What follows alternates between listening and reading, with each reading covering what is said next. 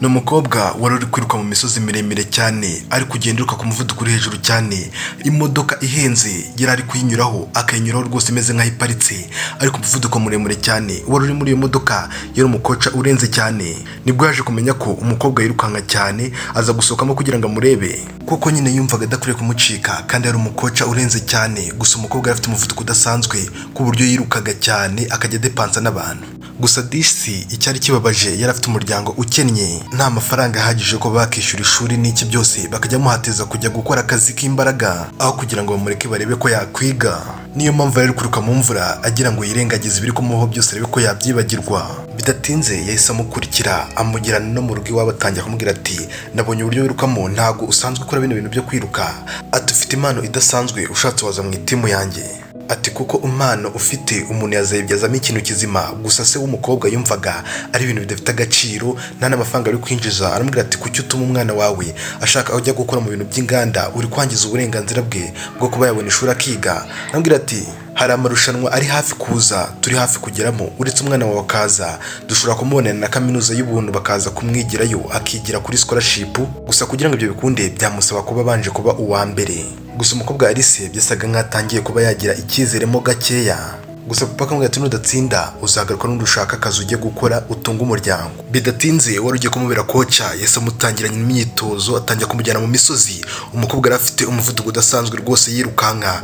Gusa ntabwo yari yakamenye yuko abifitemo impano, nuko koca we yaje kumubwira ati uriruka bidasanzwe, akaba yavumburiye impano y'uko yiruka. Yamubarira akabona atangiye no gukoresha igihe gitoya cyane ku buryo abaye atojwe neza abandi baterete bose ashobora kubarengaho mu gahe gato cyane. Ajya kugenda yaganiriye na nyina ho gakeya. Nyina amubwira ati mwana wanjye nta kindi kintu ufite cyo kuguha, ahubwo azana inkweto yabitse imyaka irenga 20, ntabwo zari nshyashya, gusa nizo nyina yamubikiye. Aramubwira ati zagufashe mu marushanwa yawe. Bahise banakomeza barazana. Gusa yagiye azi ko afite gukora byikubye inshuro 10 kurusha abandi bose kugira ngo azabe umuntu urenze muri bo bose.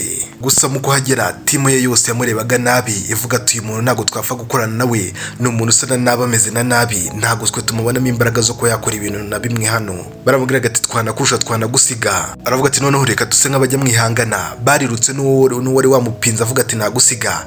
Birukanka akajya abona ari kugenda gakeya. Gusa uko byagendaga bikomeza yari afite umuvuduko. Gusa w'ibintu byo guhaguruka ntabwo yari abizi, hagurukaga nabi nyine ko ntabwo yari abyize. Gusa mu masegonda make cyane yabaye nk'umucaho, ari kumusiga atangiye kumwanikira. Akaguru ke kagize ikibazo yitura hasi ahita avunika. Abo bari bari mu itimu umwe atangiye kumubwira nabi ati nubwo wagwa hasi wabaye wa mbere ariko abandi baguca bigatuma ubu wanyuma rero nta kintu waba ukoze. Bahise bamukuzana mu bitaro kugira ngo bamusuzuma. Barebye aramubwira ati kugira ngo ukire wenda ni nk'ibyumweru 2 buruhukaho gake kugira ngo turebe ko nta kintu byatanga. Ariko yari hasigaye igihe gito cyane, rero ntiyashakaga kubyihanganira ngo abireke. Uko yumvaga ashaka gutsinda yapfukamye hasi ararira asaba koca wiwe ko yagiye ikintu amufasha.